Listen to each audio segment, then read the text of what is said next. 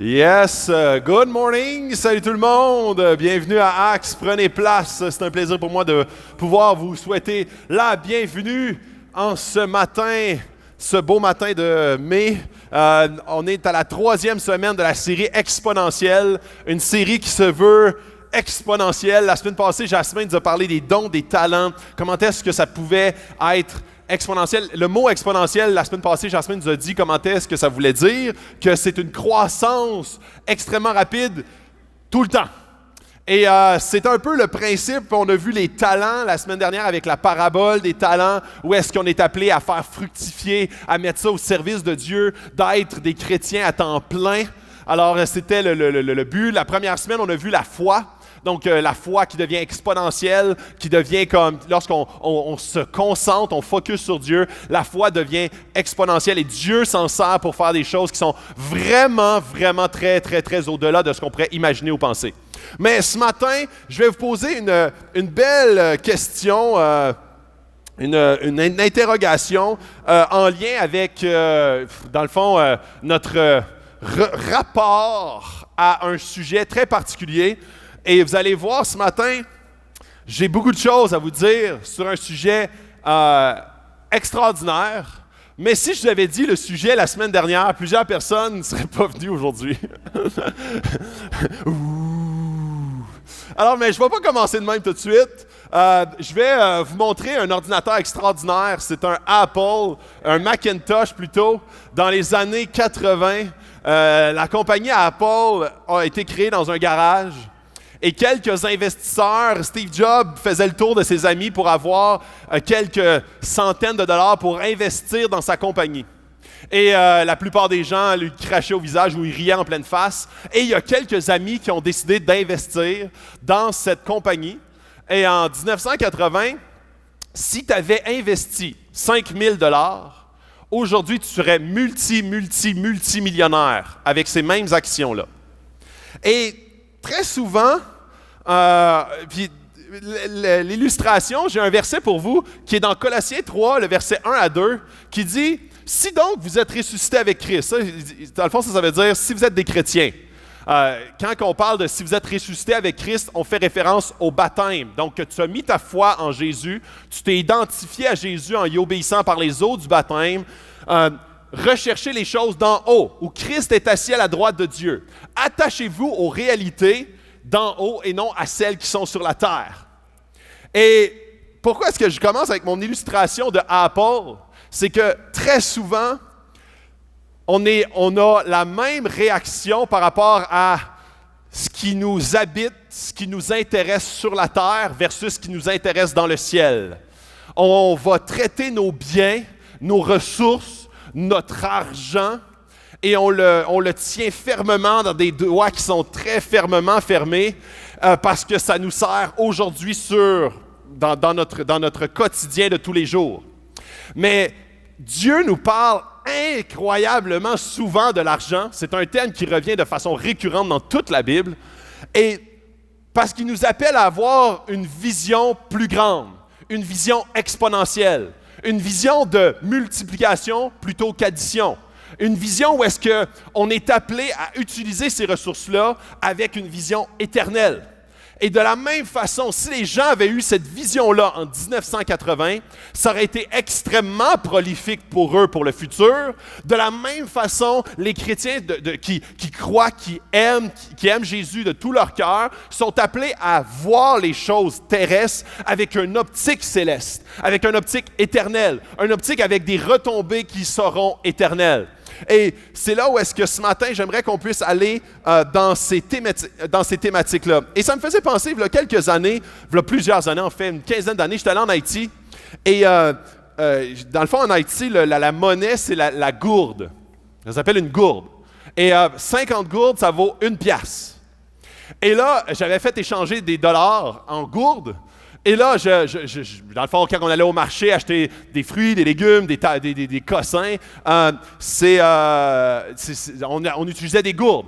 Alors, on négociait, on achetait. Et là, en revenant, puis tu sais, j'avais comme des milliers de gourdes dans les poches, là, tu sais, là. J'avais comme des, je sais pas, moi, j'avais fait échanger 30 piastres, fait que j'avais une coupe de gourdes.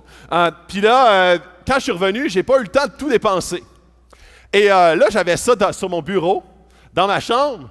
Et là, je me sentais assez riche parce que j'avais 800 gourdes. 800 gourdes. Et une année, après quelques années, j'étais comme, ben là, je prévois pas dans les prochaines années à court terme retourner en Haïti. Alors, je m'en vais vers la banque. Et là, j'arrive avec ça. Et vous auriez dû voir la face de la dame. Un mélange de mépris, questionnement et de comme, tu sais là, tantôt, les mêmes réactions que Steve Jobs avait quand il demandait à ses amis « Hey, tu veux-tu embarquer dans ma compagnie? » La dame, là, si elle avait eu un peu de salive dans la bouche puis elle aurait été permis, elle m'aurait craché au visage aussi. Pour mes 800 gourdes. Alors, j'avais l'impression d'être riche et ça valait absolument rien au Québec. Absolument rien. Desjardins, en tout cas, ne voulaient rien savoir. Ils ne voulaient rien savoir de prendre ces gourdes-là et nous donner des dollars canadiens. Et très souvent, on a la même réaction vis-à-vis de nos richesses actuelles. On est comme, ça c'est précieux. C'est mon bien le plus précieux. Et Dieu est comme, tellement pas. Comme, attachez-vous aux réalités d'en haut et non celles qui sont sur la terre. Et c'est pas pour rien. Puis là, moi, j'ai comme quelques éléments. Dans le fond, dans la Bible, là, on voit le mot « croire ». Et il y a plusieurs chrétiens qui se disent « Moi, là, je suis un croyant. Moi, ce qui est important dans ma vie, c'est la prière, c'est la lecture de la Bible, c'est la foi. » Et c'est tout vrai. C'est toute une grande réalité. Dans la Bible, on voit le mot « croire » dans 270 versets. On voit le mot « prière » dans 371 versets. On voit le mot « amour ». Tu sais, on dit, moi, là, c'est l'amour du prochain. 714 fois. Et là, on arrive au mot donner, générosité, argent. 2152 fois. 50% des paraboles de Jésus touchent à l'argent. Mais pourquoi? C'est un sujet central et très épineux. Plusieurs personnes dans cette salle en ce moment sont comme, il ne va pas nous parler de cash le matin, là? Ah, chérie, on s'en va dessus. En tout cas, on va essayer d'oublier ça assez vite après le dimanche. Depuis des centaines d'années, le rapport à l'argent des chrétiens a souvent été très trouble. Très, très trouble. On a des gens qui vont prêcher une théologie de la prospérité. La prospérité, la théologie, leur théologie, c'est si tu es riche, ça veut dire que tu as beaucoup de foi. Si tu es pauvre, c'est que tu as un péché dans ta vie. C'est pas vrai. Dans l'ère médiévale, il y avait des gens qui faisaient le vœu de pauvreté. Comme étant plus, dans le fond, ce vœu-là était rattaché à un désir de piété relié à l'argent. Mais il y a des gens que je connais qui sont pauvres, mais qui sont plus attachés à l'argent que n'importe qui d'autre. Et je connais des riches qui sont incroyablement des hommes et des femmes de foi. Ton compte en banque n'est pas directement proportionnel à ta foi. Alors, mais c'est quoi la question d'abord par rapport à l'argent? Quelle est la question qu'on veut éclaircir pour savoir c'est quoi une théologie de l'argent qui va être saine, une façon de gérer l'argent qui va être saine? Et c'est pas pour rien que Jésus, que Dieu, dans toute la Bible, que Jésus, dans ses paraboles, dans tout le moment où est-ce qu'il était sur la terre, parle beaucoup d'argent. C'est que c'est un sujet central qui vient très souvent nous aspirer, qui vient très souvent obnubiler notre existence, qui vient souvent comme tout structurer notre vie autour de cet élément-là. Et on devient esclave de ce Dieu-là. Et Dieu connaît très bien le cœur de l'être humain. Dieu connaît très bien c'est quoi les défis de l'être humain depuis que le monde est monde. Alors quand il parle d'argent, ce n'est pas pour lui, c'est pour toi. Parce qu'il connaît ton cœur. Il sait que, puis je disais une statistique, comme la dernière statistique par rapport à la rupture des couples. Le premier sujet, c'est l'argent. La première raison pourquoi est-ce qu'on court après un certain emploi, c'est l'argent. La raison primaire pourquoi on s'oriente mal dans la vie, c'est à cause de l'argent. Aujourd'hui, on entend ça souvent, puis je vais vous donner quelques statistiques tantôt. Le taux d'endettement a franchi une nouvelle barrière au Canada. Une nouvelle barrière, on est à 1,71 fois notre revenu, on est à 171 % d'endettement. L'ère économique utilise toutes sortes de stratégies pour nous amener dans ce gouffre-là. Pourquoi? Parce que ça marche. J'ai étudié, quand j'ai fait mon bac en marketing. Et le but du marketing, c'est de créer des besoins. Créer des besoins dans le but de te faire acheter davantage, des affaires que tu n'as pas besoin. On veut amener les gens à avoir une consommation qui dépasse même leurs besoins. Donc, on crée des nouveaux besoins, on crée des nouveaux patterns pour que tu puisses te l'acquérir, comme Bro et Martineau, sans intérêt. Là, on devient avec toutes sortes de paiements pour un divan que tu utilises 5 ans, tu vas avoir des paiements sur 10 ans. On va utiliser toutes sortes de stratagèmes pour t'amener dans une espèce de tourbillon. Pourquoi? Parce que notre Dieu est l'argent et la consommation qui en découle.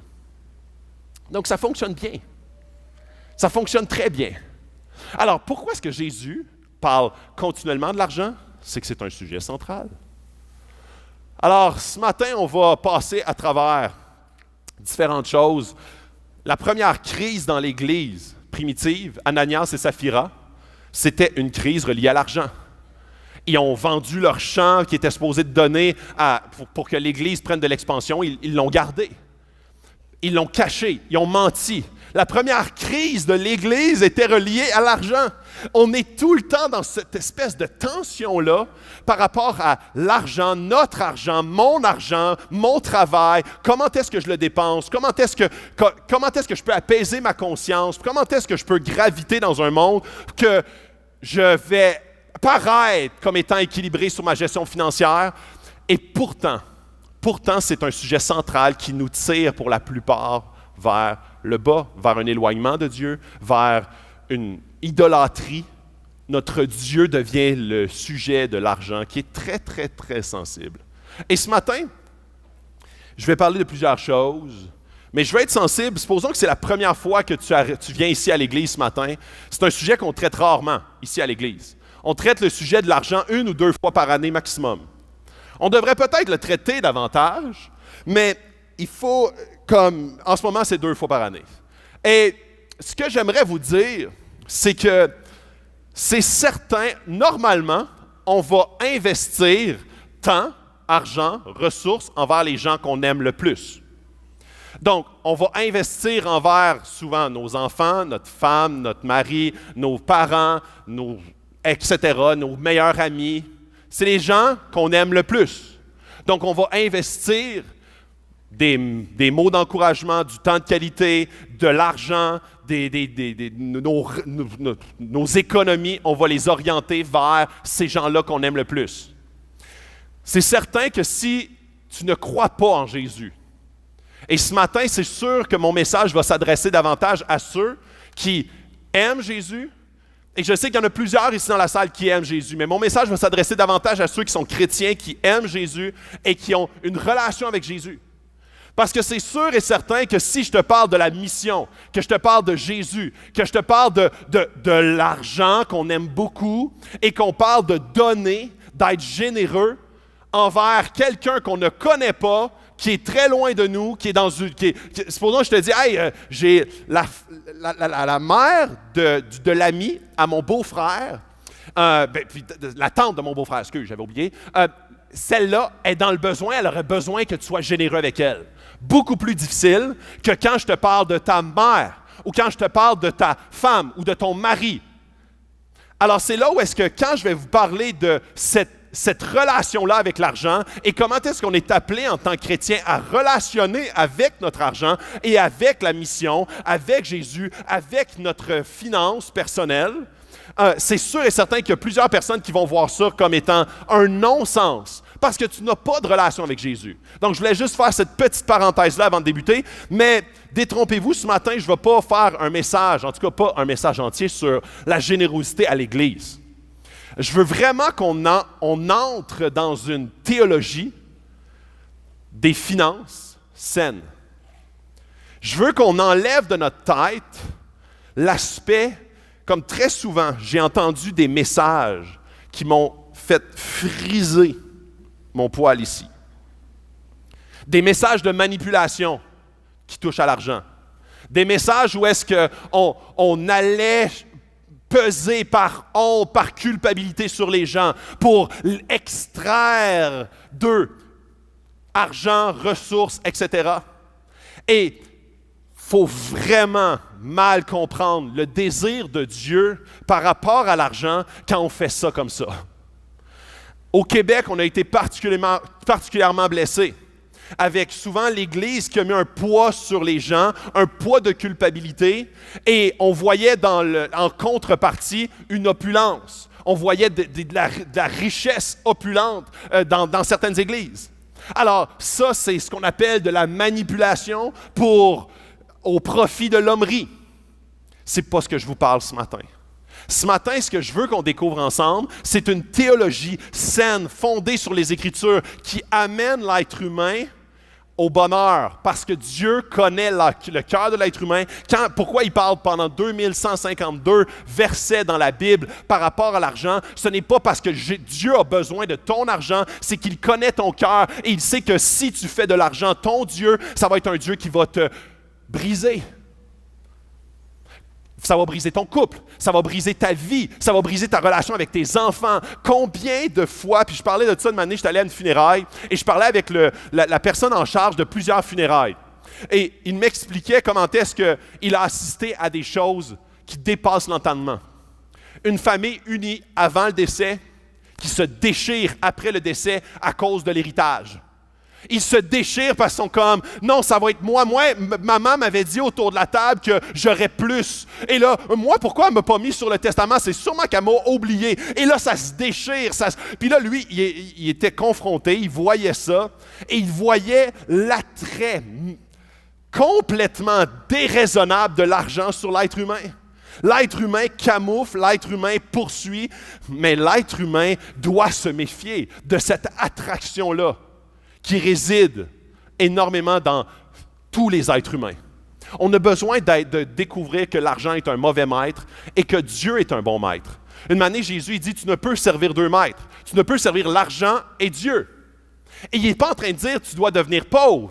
Il est en train de dire que si tu sers l'argent, ça va être impossible pour toi d'aimer Dieu parce que ton cœur va être obnubilé par l'argent. Puis je vous ai dit, je connais des gens qui sont extrêmement riches, mais extrêmement généreux. Donc, la théologie de l'argent, Salomon, David dans l'Ancien Testament, c'était des rois. Salomon était reconnu comme étant un des rois les plus riches qui a habité sur la terre. Est-ce qu'il était un homme de Dieu? Oui. Job il y a eu une période dans sa vie où il était extrêmement pauvre. Est-ce que c'est un homme de Dieu? Oui. Donc, ce n'est pas relié à combien tu as, mais quelle est ta relation avec. Alors, on va lire un passage. On va lire un passage et vous allez voir tout ce qui en découle. Malachie 3, 7 à 12. Alors, lisez-le avec moi. Ne soyez pas effrayés. C'est un simple passage. Alors, dès l'époque de vos ancêtres, vous vous êtes écartés de mes prescriptions, vous ne les avez pas respectées. Revenez à moi et je reviendrai à vous, dit l'Éternel, le Maître de l'univers. Et vous dites, en quoi devons-nous revenir? Un homme peut-il tromper Dieu? En effet, vous me trompez et vous dites, en quoi t'avons-nous trompé? Dans les dîmes et les offrandes. Vous êtes frappés par la malédiction et vous me trompez, la nation tout entière. Apportez toutes les dîmes à la maison du trésor, afin qu'il y ait de la nourriture dans ma maison. Mettez-moi ici à l'épreuve, dit l'Éternel, le Maître de l'univers, et vous verrez si je n'ouvre pas pour vous. Excusez. Mettez-moi ici à l'épreuve, dit l'Éternel, le Maître de l'univers, et vous verrez si je n'ouvre pas pour vous les fenêtres du ciel, si je ne déverse pas sur vous la bénédiction en abondance. Pour vous, je menacerai l'insecte vorace afin qu'il ne détruise pas les produits du sol et que la vigne ne soit pas stérile dans vos campagnes, dit l'Éternel, le Maître de l'univers. Toutes les nations vous déclareront heureux, car vous serez un pays de délices, dit l'Éternel, le Maître de l'univers. Il faut vraiment qu'on comprenne très bien ici, puis là je vais rentrer, je vais avoir des points à travers ce passage-là, et vous allez comprendre comment est-ce que Ce matin, ce que je veux, c'est pas vous mettre une pression, surtout pas une pression qui vient comme d'un besoin financier. Je veux qu'on développe ensemble une théologie de la gestion financière, de la gestion de l'argent, qui va être saine, biblique, centrée sur Dieu et son désir pour ta vie, ta famille. Alors, mais je veux enlever un premier bémol. Parce que dans ce passage-là, on voit comment est-ce que Dieu parle de comment est-ce que le peuple a négligé la dîme et les offrandes. Je vais en parler plus loin. Mais cet aspect-là, moi, il y a plusieurs personnes des fois qui me disent « Hey, toi, ton église, t'obliges-tu à donner 10%? » Et là, je deviens toujours mal à l'aise avec ça. Et la réponse à ça, c'est non. Mon église ne m'oblige pas du tout à donner 10% de mon salaire. Ce n'est pas une obligation. Ce n'est pas du tout un élément qui vient contraindre qui que ce soit à donner cet élément-là comme un élément d'oppression. Aucunement. Aucunement, aucunement, aucunement. Et c'est là où est-ce que je veux enlever cette relation-là malsaine, où est-ce que des fois, l'homme d'Église, parlant d'argent, a donné à l'Église. Et là, je vais vous mettre des choses au clair. Ici, à l'Église, on a un budget. On a plusieurs staffs qui sont payés tous à temps partiel par l'Église. La majorité sont à temps partiel, pas parce qu'ils ont le désir d'être à temps partiel, mais parce qu'on n'a pas le choix de les mettre à temps partiel. À cause qu'on est toujours dans une dynamique financière très, très, très serrée. Moi, quand je parle de l'argent, quand il y a des dollars qui rentrent à l'Église, jamais, jamais un pasteur ne regarde l'argent. On a vraiment une distance avec l'argent et c'est sain comme ça. La comptable voit l'argent, aucun des pasteurs sait qui donne, c'est complètement confidentiel. Ici, le budget de l'Église est centré sur la location du Granada, la location de la zone enfant et les salaires. Et les salaires sont toujours en bas de la moyenne salariale régionale. Alors, puis il y a une échelle salariale, tout ça, c'est des éléments qui sont publics. Ce n'est pas des éléments qui sont cachés. Il n'y a pas un pasteur qui a des primes au rendement. Un baptême, 1000 $. Ça ne marche pas de même. OK? Alors, il n'y a aucune relation malsaine. Il n'y a personne qui pige dans le pot. Comprenez? C'est des gens externes qui font même l'audit. C'est des gens qui traitent, des gens de l'Église qui traitent l'argent à l'Église. Ce n'est pas les pasteurs, ce n'est pas les staffs. Ici, on paye presque tout le monde à temps partiel et tout le monde fait plus que leurs heures payées. Tout le monde a à cœur, tous les staffs ont à cœur incroyablement la mission. Ils se donnent, ils sont présents, ils sont payés pas cher, ils font plus que leurs heures. Puis ça, je veux juste vous donner ça. On donne rarement ces informations-là. Mais je veux que vous compreniez que ici, ce qu'on veut, c'est que la mission avance. On veut que la ville soit rejointe davantage parce qu'on croit vraiment que Jésus, c'est une bonne nouvelle qui mérite d'être partagée à toute la ville. Donc, savez-vous quoi? Oui.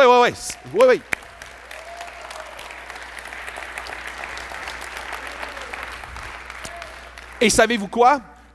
Comme si on a plus de dollars qui rentrent au budget, on va tout de suite penser à qui on embauche de plus pour la mission. On ne va pas chercher à savoir qu'est-ce qu'on va acheter de plus pour notre confort personnel. On ne va pas chercher à être plus confortable. On va tout de suite chercher à comment est-ce qu'on peut atteindre plus de gens. C'est pas pour rien que souvent, il y a des gens ici dans l'Église qui vont nous envoyer un courriel pour avoir une rencontre pastorale. Et c'est long. Savez-vous pourquoi? Parce qu'on a un ratio d'à peu près un pasteur pour 200-250 personnes. C'est à peu près le double et demi du ratio de partout au Québec. Alors, ça, je vous donne ces informations-là pour vous faire pitié, pour vous montrer que la dynamique financière dans une Église qui veut atteindre, qui veut grandir, qui veut être accueillante, qui veut donner des poulets à Noël gratuitement, qui veut être constamment en mission, qui veut faire 100 déménagements depuis le temps qu'on fait des déménagements, qui veut ouvrir des ailes de lumière partout dans la ville. Ça, là, quand on a une dynamique qui veut être en mission, qui veut être actif, qui veut donner plus, oui, ça coûte cher et on ne veut pas le mettre dans nos poches, on veut le mettre dans les poches de la mission parce qu'on aime Jésus.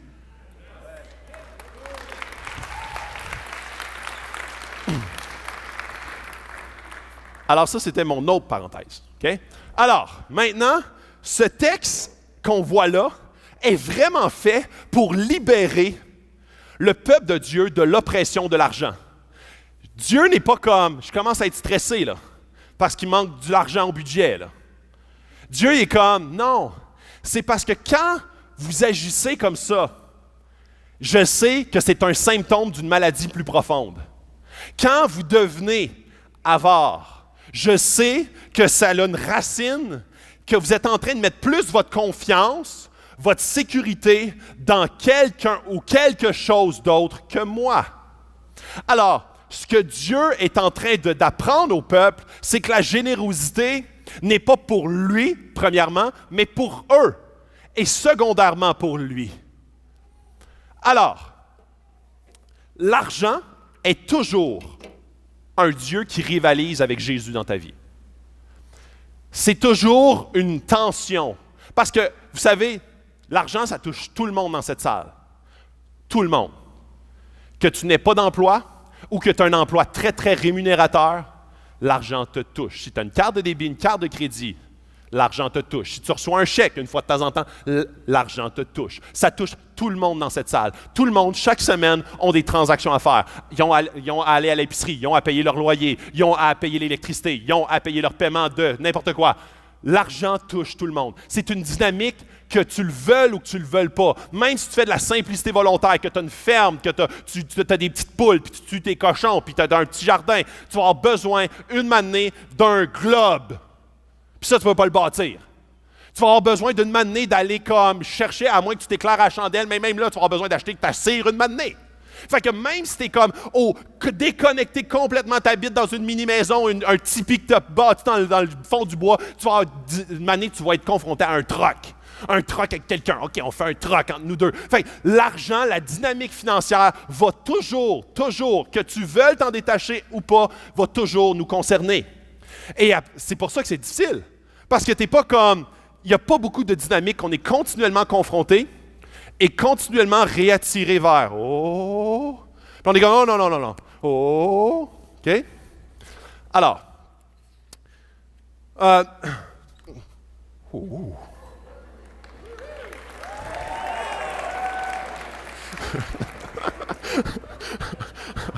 N'importe quoi. Ah boy! Wow! C.S. Lewis, un de mes auteurs favoris, qui a écrit les Chroniques de Narnia, a écrit « Ne laisse pas ton bonheur dépendre de quelque chose que tu peux perdre. » Et c'est vraiment ça, la théologie de l'argent, c'est exactement ça. Dieu dit à l'être humain « Ne mets pas ta confiance, mets pas ta sécurité, mets pas dans ton identité dans quelque chose d'autre que Jésus, parce que tu peux toujours le perdre quand ce n'est pas en Jésus. » Alors, c'est là où est-ce que dans n'importe quelle sphère, et très souvent, on va être attiré à le mettre dans l'argent parce que c'est quelque chose qui nous occupe. Même nos fonds de pension, notre économie, nos assurances au Québec, on est la province la plus assurée dans tout le Québec. Et dans le Code Québec, qui est un livre écrit sur les statistiques du Québécois moyen, ça fait référence à notre insécurité financière, notre insécurité de tomber dans le trouble. Donc, mon assurance va être ma sécurité.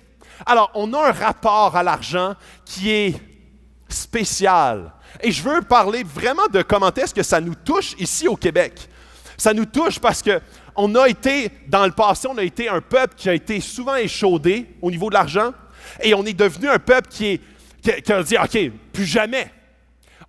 Les Québécois, on est l'endroit dans toute l'Amérique du Nord qui est le plus avare, qu'on est le moins généreux. Et je ne parle pas envers l'Église, là. Je parle toutes causes confondues. Toutes causes confondues. La Société du cancer, comme la Société Alzheimer, toutes les causes différentes, les universités. Dans le fond, il y a des rapports d'impôts, il y a des quoi? Retours, là. Alors, on le sait comme ça. Comment est-ce que le Québécois versus les autres nations dans toute l'Amérique du Nord, on est vraiment moins généreux.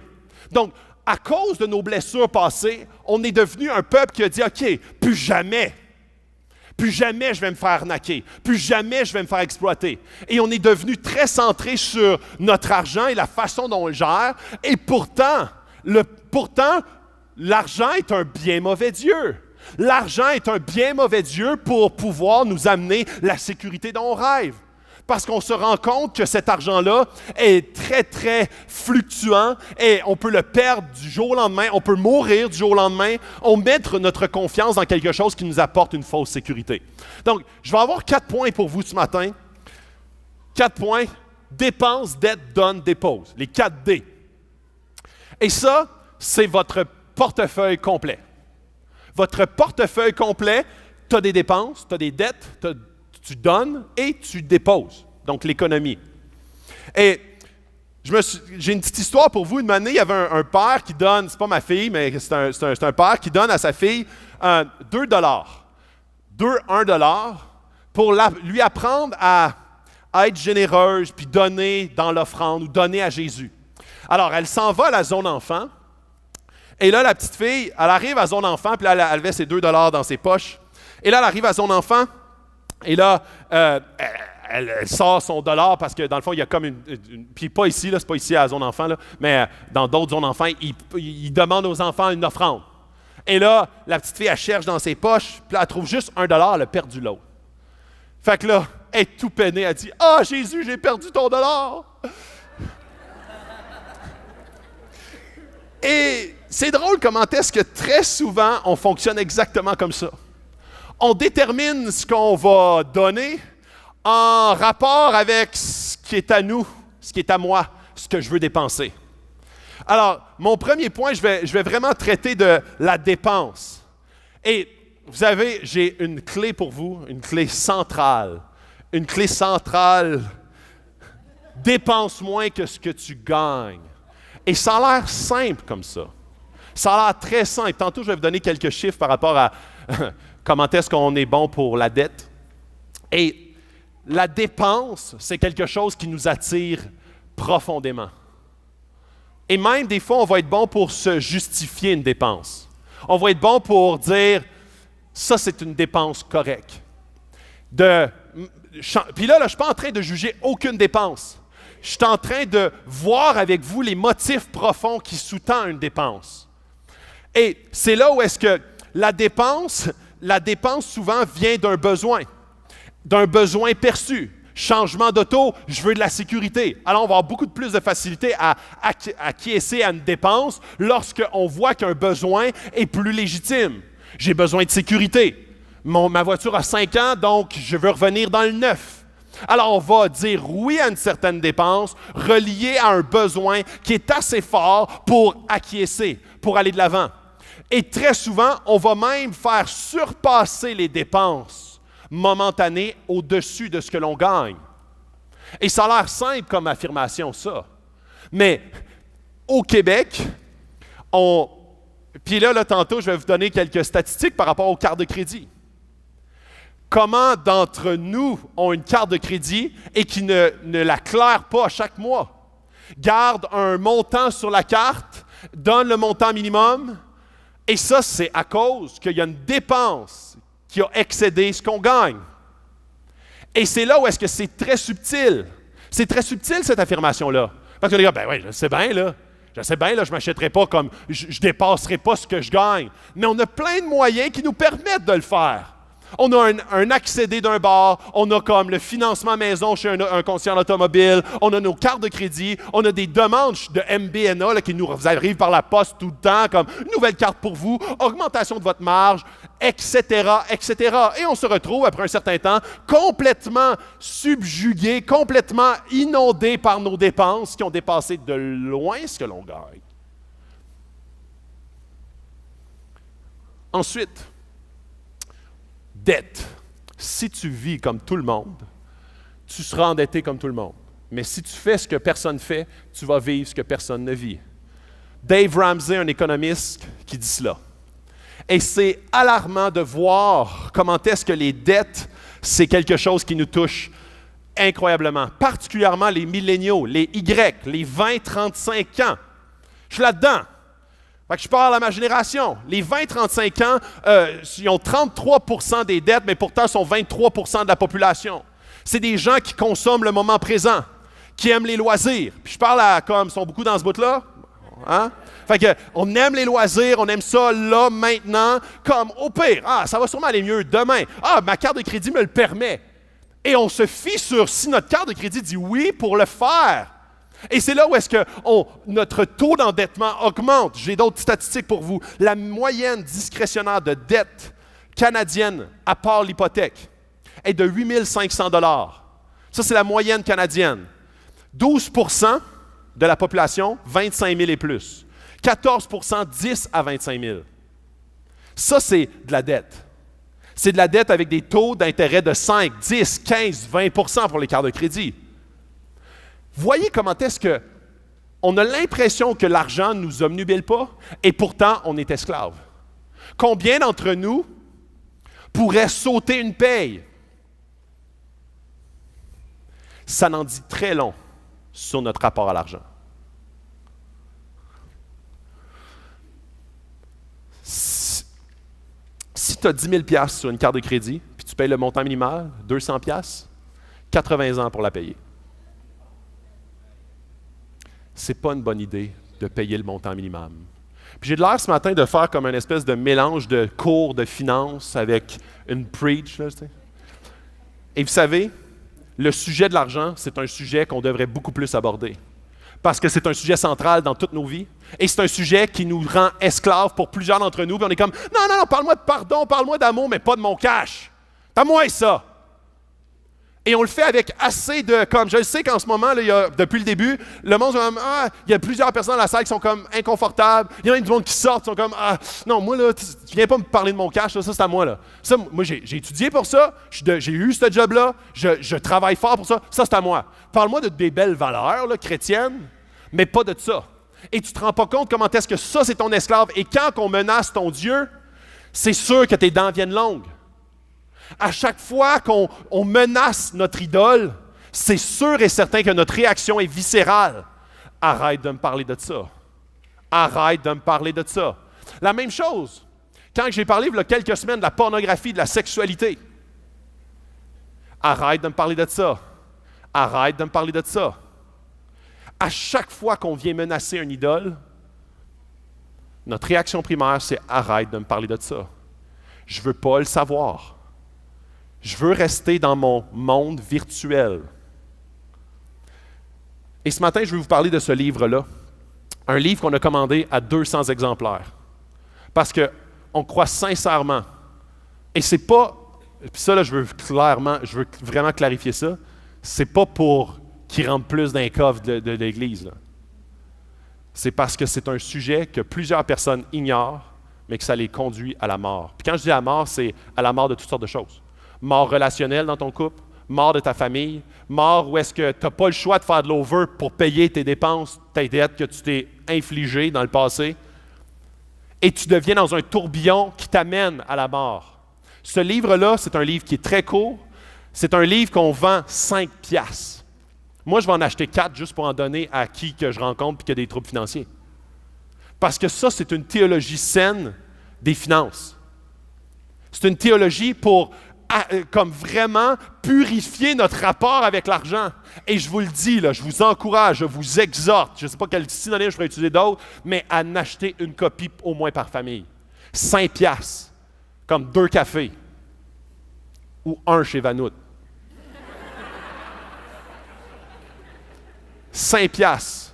Et il est court, il est vraiment facile à lire. C'est vraiment des titres là, qui sont accrocheurs, très concrets, pratiques. C'est pas du pelletage de nuages.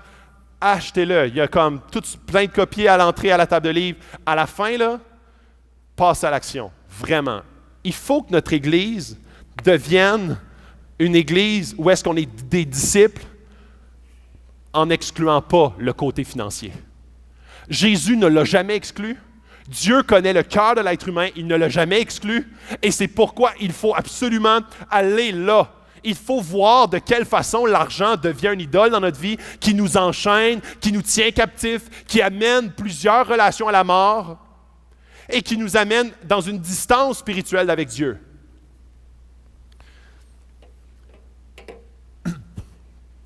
Ça, 2 dernières statistiques, 37% des Canadiens se sentent dépassés par leurs dettes. Ça, c'est vraiment là, comme sur le bord de la faillite.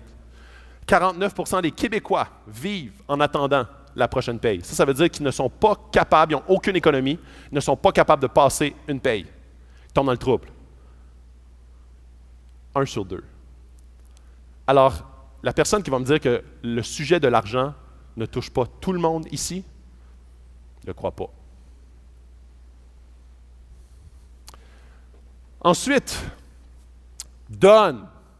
Et là, je vais poser la grande question, la grande question qu'on ne veut pas vraiment.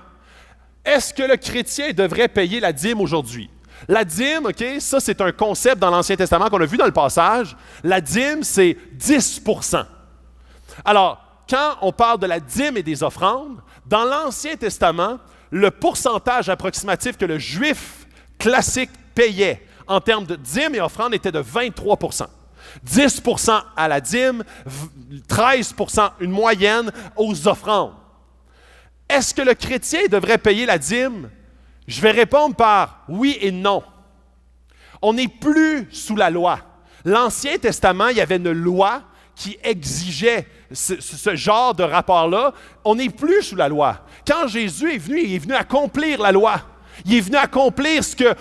il y avait plusieurs règles dans l'Ancien Testament. Il est venu accomplir cette loi-là et on ne vit pas sous le joug de quoi que ce soit. Le don gratuit de Jésus, il est gratuit. Il est gratuit financièrement. Il est gratuit au niveau de tes œuvres. Il est gratuit au niveau de tous les aspects de ta vie que tu pourrais dire, moi, pour gagner mon ciel, il faudrait bien... Non, avec Jésus, ça n'existe pas. Si tu crois en Jésus, tu es sauvé. Si tu mets ta vie en Jésus, tu es sauvé. Il te donne un don gratuit. Alors, Jésus est venu accomplir la loi. Mais c'est drôle parce que, ça c'est le côté non. Et le côté oui, c'est que Jésus, quand il est venu accomplir la loi, il n'est jamais venu accomplir la loi en minimisant la loi. Alors, quand il est dit, comme quand tu regardes une femme pour la convoiter, c'est comme si tu avais couché avec. Il rehausse les standards. Et ça, ce que ça nous montre, c'est qu'on est incapable de les atteindre sans Jésus. On est incapable de suivre la cadence de ce degré de sainteté-là sans Jésus, sans son esprit qui nous renouvelle continuellement. Et un jour, quand on va arriver dans sa présence, là, on va atteindre le degré de sainteté que Jésus nous demande. Alors, quand on parle de la générosité, c'est une relation avec Jésus, une relation passionnelle et intime, et ça nous met dans une phase de, oui, générosité. Alors, est-ce qu'on doit? Non. Est-ce qu'on veut? Oui. Et c'est là où est-ce que, c'est rare, comme, c'est la première fois de toute l'histoire de Acts que je dis ça. Comme le 10%, c'est des balises que Dieu met, c'est comme des petites roues sur un vélo. Ça nous aide à mettre un standard pour nous aider à conditionner notre cœur à la générosité.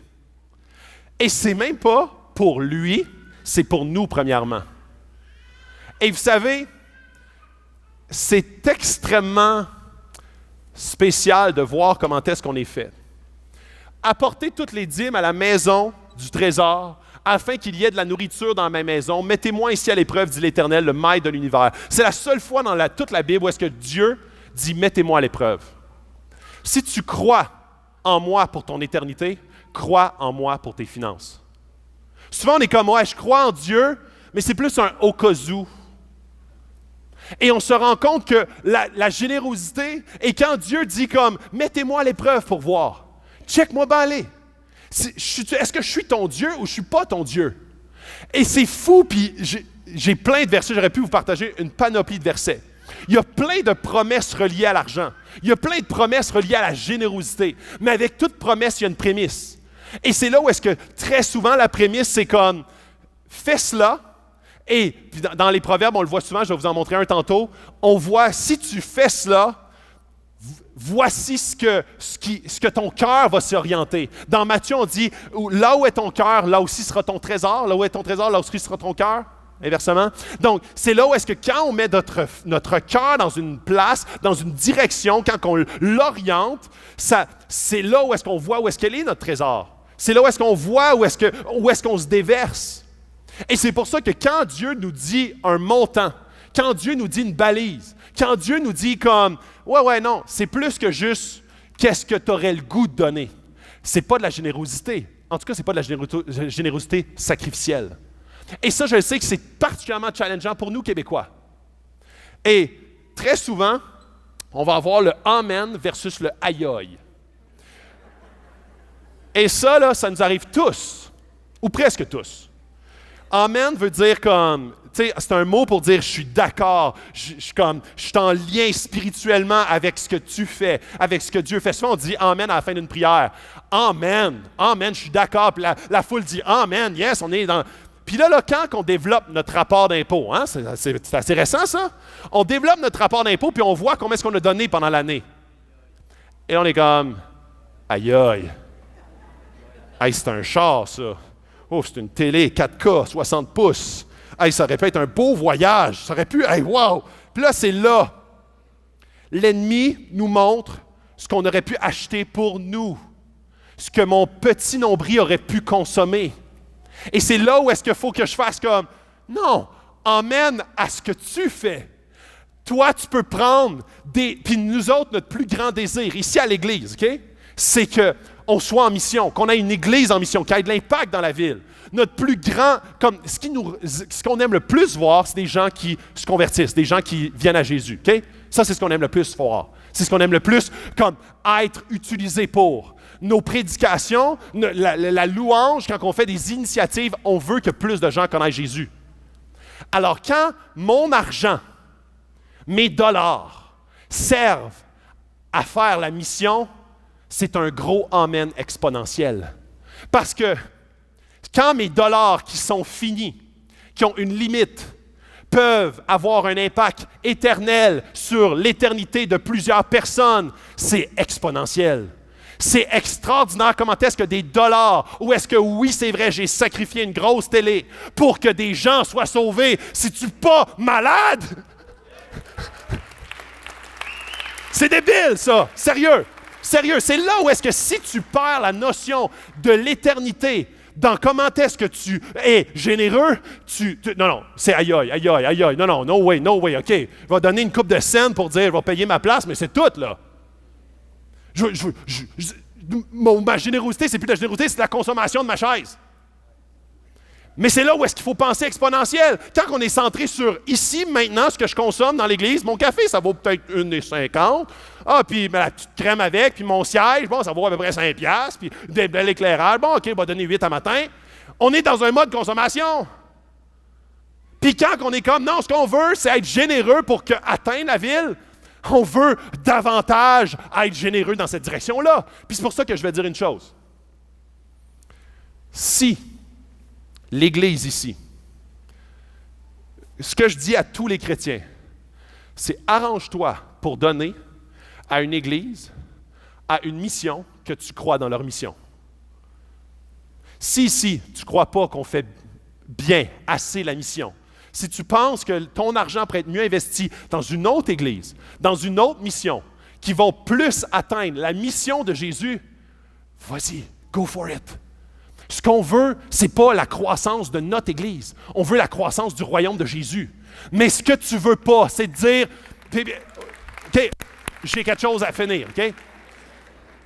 L'affaire, c'est que tu ne veux pas te justifier à dire, moi, je ne suis pas sûr de ce qui se passe ici, là, puis je ne suis pas sûr s'y atteindre, fait que m'a resté sur le bac.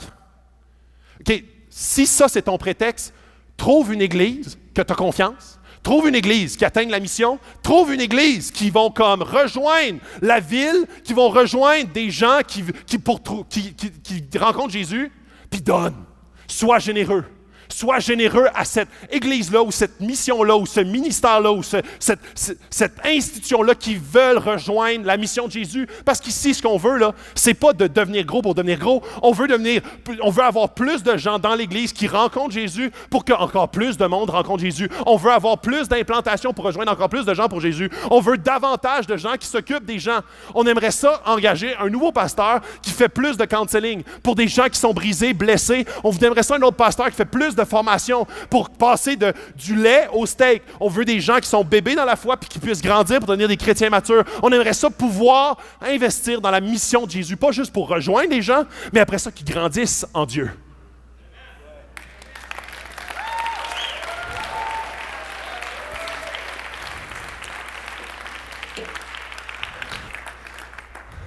Alors, quand on parle de dîmes et offrandes, Dieu nous donne des balises. Et moi, à chaque fois, devant mon rapport d'impôt, il faut que je me prêche, il faut que j'aie une vision exponentielle de l'éternité. Parce que si je me dis, ça a-tu valu ça cette année? Dans ma perspective dépensière, je me plante. Alors, il faut absolument dire Amen et rejeter le aïe aïe. Parce que le aïe aïe, c'est la parole de l'ennemi qui me dit, puis qui dit, non, tu devrais faire confiance à un autre Dieu que lui. Tu devrais mettre ton argent bien en sécurité. Et c'est là où est-ce que j'arrive au dernier point. Je vais lire ça tantôt. Dépose. Le dernier, c'est dépose. L'économie. Et c'est là où est-ce que tu as des économies? Au cas où, 27% des gens n'économisent rien. 50% des prêts auto sont maintenant sur plus longtemps que 84 mois pour que tu puisses réussir à te l'acheter, même si tu n'as pas l'argent. Alors, on est dans ce mode-là où est-ce qu'on veut que tu n'aies plus d'économie et on embarque là-dedans. On embarque dans cette dynamique-là de déposer plus rien. Mais savez-vous quoi? Parfois, dans l'économie, il y a de l'avarice qui se cache. Mais juste mieux accepté, chrétiennement. Des fois, on va juste valoriser l'économie, c'est un autre type de dépense. C'est une dépense pour plus tard.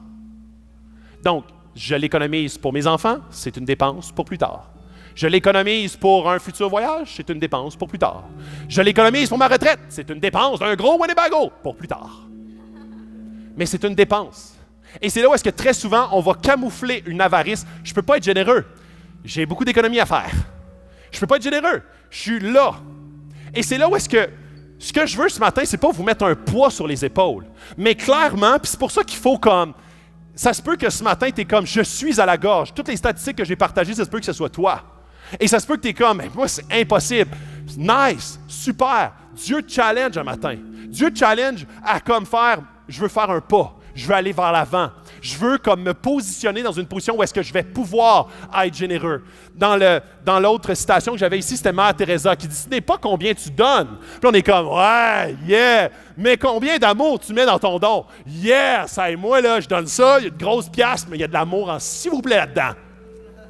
Puis elle continue, puis elle dit, mais donne jusqu'à ce que ça fasse mal. Ah là, ça applaudit moins, hein? C'est comme, OK, non. Et c'est drôle parce que souvent on est comme générosité, puis là, Jésus dit que Jésus aime celui qui donne avec joie. Puis il est comme, moi c'est pas avec joie, fait que non, ça va passer mon tour. Qu'est-ce que tu veux? Jésus veut que je donne avec joie. Et des fois, c'est là où est-ce que, il y a un verset qui dit, il y a plus de bonheur à donner qu'à recevoir. Mais souvent, je suis comme plus, aïe, aïe, aïe, aïe. Mais quand je le fais, je goûte à une bénédiction particulière que je n'aurais pas pu expérimenter autrement. Je me souviens quand on s'est mariés, c'était difficile pour moi de donner. C'était un défi. Et là, j'étais comme, j'ai oublié cette semaine. Voyons donc, hein? Qu'est-ce que tu veux? Oublie, hein? La faculté qui oublie, qu'est-ce que tu veux? Et là, c'est là où est-ce que ma femme a été vraiment quelqu'un qui m'a beaucoup challengé. Parce qu'elle avait moins ce Dieu-là dans sa vie, cette idole-là. Puis elle était comme, est-ce que tu as donné? Est-ce que tu as donné? Ouais, j'ai oublié, mais je vais me reprendre.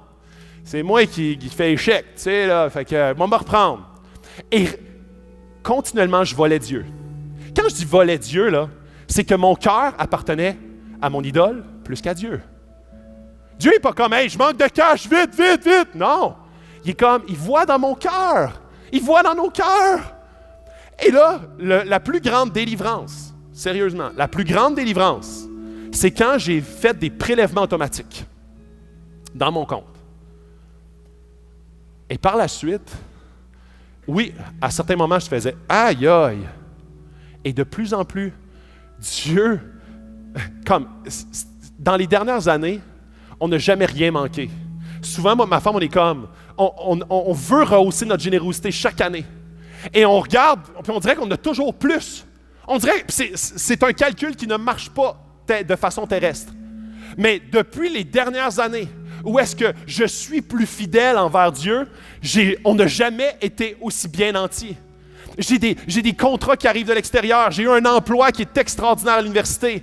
Ça me permet d'être pour l'Église à plus d'heures, puis ça me permet de donner plus à l'Église, d'être plus présent. Mais c'est Dieu qui m'a donné. C'est pas l'Église qui me paye, c'est Dieu qui me paye. Et c'est là où est-ce que j'ai expérimenté la provision de Dieu. Et maintenant, je peux dire que je suis délivré de ça. À cette heure, quand je regarde mon rapport d'impôt, je suis comme « Oh man! Yes! Yes! Yes! » Ça, là, à Axe, puis moi, là, c'est sûr que je suis un peu vendu à Axe, tu sais, un brin. Fait que je crois dans la mission qu'on fait ici. Je crois dans ce qui se fait ici. Depuis le début qu'on a commencé ici, 300 baptêmes. Il y a eu 3000 personnes qui ont mis les pieds ici, qui reviennent une fois de temps en temps. Il y a 12 à 1300 personnes qui viennent de façon sporadique à l'Église. Il y a plus de 4 à 500 personnes chaque semaine ici, chaque dimanche. On a eu une implantation qui s'est faite à Magog, il y a 3 ans. Il y a 150 personnes qui sont réunies toutes les semaines là-bas. On a comme on a 2000 poulets qui s'est servi. On a 100 déménagements qui s'est fait. Je veux dire, ça, c'est la mission. Puis moi, je suis comme, yes, si mon argent sert à ça, gloire à Dieu. Gloire à Dieu. Puis je veux rehausser ma générosité. Je veux aller dans ce sens-là. Je veux que Dieu fasse fructifier de façon exponentielle ce que moi, je ne pourrais pas faire de cette façon-là si je le mettais dans mes poches et à mon service. Je veux que Dieu soit mon Dieu et non pas mon argent soit mon Dieu. Et là, dans Proverbe, l'un qui donne avec générosité devient encore plus riche. L'autre qui d'épargne avec à l'excès ne fait que s'appauvrir. Et c'est encore une notion de, comme l'économie, il faut aller là. Les meilleurs économistes disent, et ça c'est vraiment une balise pour vous, pour chacun d'entre nous, 70% de dépenses, 10% de dons, 10% de dettes. Il y a des bonnes dettes. Une maison, c'est une bonne dette. Une voiture, ça peut être une bonne dette. 10% de dette et 10% d'économie. Ça, c'est des pourcentages à atteindre. Et ça, c'est même pas des chrétiens qui disent ça. Ils disent, puis moi, là, je trouvais ça extraordinaire. Je lisais un article, je finis là-dessus. Je lisais un article de Stephen King. Stephen King, qui a vendu 350 millions d'exemplaires de livres. Il a fait plusieurs films un peu d'horreur, dont Shawshank Redemption. C'est dur à dire comme titre, là, mais j'aime bien ce film-là. Alors, lui, une année, il s'est fait rentrer dedans par une voiture, puis il est tombé dans le fossé, plusieurs fractures ouvertes, ses jambes étaient en bouillie. Et là, il était dans le fossé, il pensait mourir. Et là, il a vu toute sa vie dérouler. Une vie de consommation, une vie opulente, une vie de richesse. Et finalement, ils l'ont sorti de là, il était pour amputer ses jambes, il a gardé ses jambes. Et par la suite, il révèle comment est-ce que pour lui, la générosité, puis je vais vous lire un peu son texte qui dit, qui est super intéressant. Il dit, Bill Gates, Warren Buffett, Tom Hanks, ça c'est Bill Gates, c'est le fondateur de Microsoft. Warren Buffett, c'est un grand investisseur multimilliardaire, 3e richesse aux États-Unis. Tom Hanks, un acteur qu'on connaît. Ils mourront tous sans rien importer avec eux. Tout l'argent que tu peux faire sont de la fumée temporaire. Donc, j'aimerais que tu considères de faire de ta vie un long cadeau pour les autres. De toute façon, le temps que tu as à vivre est un temps emprunté. À la fin, tout passera. Il n'est pas chrétien, là. Nous avons le pouvoir d'aider, le pouvoir de changer. Pourquoi devrions-nous résister? Maintenant, nous avons le pouvoir de faire de grandes choses pour les autres. Donc, je te demande de donner et de toujours progresser en ce sens. Je crois qu'à la fin, tu te retrouveras plus loin et avoir fait beaucoup plus de bien que tu ne l'aurais imaginé. Dieu connaît le cœur de l'être humain. C'est exactement le même principe avec la générosité. Dieu ne nous appelle pas à être généreux parce qu'il en a besoin. Il nous appelle à être généreux pour nous. Ça nous donne des balises pour que le Dieu de l'argent ne devienne pas notre Dieu. On veut que Dieu soit notre Dieu, que Jésus soit notre roi. Et qu'on aime tellement Jésus qu'on veut que d'autres puissent le connaître parce que ça a changé notre vie. Ça nous a transformés, ça a transformé notre vision de notre quotidien, de notre famille, de notre couple. Ça a changé et ça continue à le changer. On veut que d'autres expérimentent cela. C'est à ça qu'on veut donner. Si on veut donner parce que Jésus nous a dit « Faites de toutes les nations des disciples ». Yes! Yes! Jésus, je t'aime au fond, je veux t'obéir, je veux faire de toutes les nations des disciples. Si mon argent, qui est très limité, peut faire que des gens puissent être sauvés de leur éternité, c'est malade. C'est malade. Et regardez bien avec quoi il finit. Prochaine diapo, il dit ceci. Chaque année, puis ça c'est dans Deutéronome 14, il dit chaque année, vous mettrez de côté une partie de toutes vos récoltes, de tous vos biens. Vous apprendrez ainsi à respecter pour toujours votre Dieu. La générosité, c'est pour nous garder attachés à Dieu. À 2 reprises, dans le Nouveau Testament, Jésus, il dit aux pharisiens, il est très dur avec eux, puis il dit, vous donnez votre dîme, mais vous avez le cœur vide, vous n'aimez pas Jésus. Et c'est là où est-ce qu'on est appelé en tant que chrétien à aimer Jésus, l'aimer tellement qu'on veut donner. On ne veut pas que notre argent nous gouverne, on veut que Jésus nous gouverne. Mais on ne veut pas donner juste pour notre conscience. Ah, j'ai donné mon 10%, écoeure-moi plus. Non, on veut que de plus en plus, la mission de Jésus, la vie de Jésus occupe une plus grande place dans notre vie, dans notre existence. Donc, on veut s'orienter dans cette direction-là. On veut que Jésus de plus en plus nous challenge chaque année. On ne veut pas être dans la même place dans 10 ans qu'aujourd'hui. Et moi, dans 10 ans, je veux vraiment être plus généreux qu'aujourd'hui.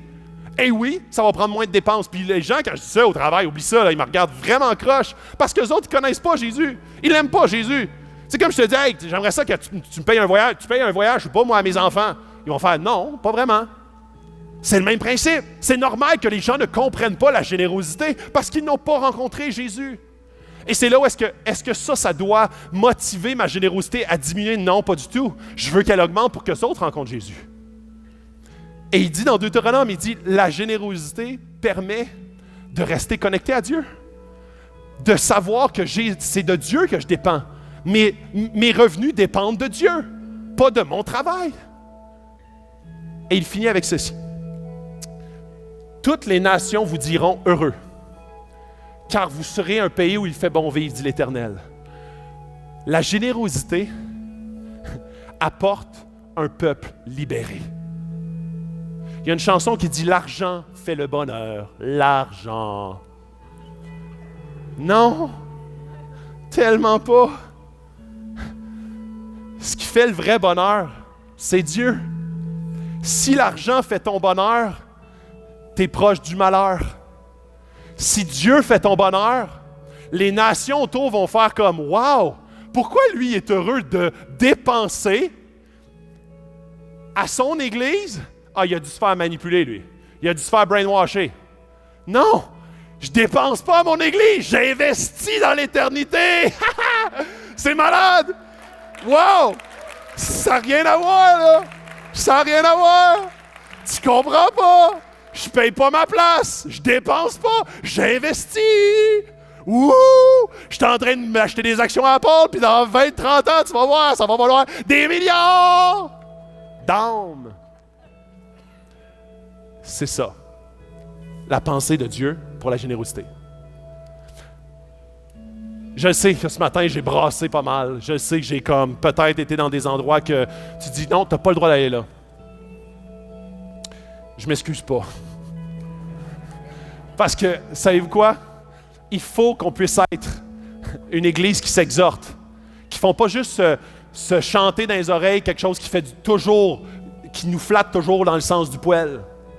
Parce que des fois, on est totalement enraciné et esclave d'un idole et on a besoin de se faire brasser pour que l'Esprit puisse venir pointer dans chacune de nos vies. Où est-ce que Dieu n'occupe pas la première place? Et dans plusieurs de nos vies, l'argent, c'est l'élément central. Les dépenses, on s'est engouffré jusque-là. OK, parfait, payons nos dettes. Payons nos dettes, commençons à économiser, commençons à rehausser notre générosité, faisons des pas de foi, avançons dans une direction où est-ce que la générosité va devenir un style de vie et non pas une exception à la règle. Devenons un peuple qui sont complètement libérés de l'esclavage de l'argent en devenant plus généreux. Exactement comme Stephen King a dit. Il dit comme, hey, let's go, soyons généreux. C'est intéressant parce que les sociologues disent comment est-ce que la générosité libère un peuple.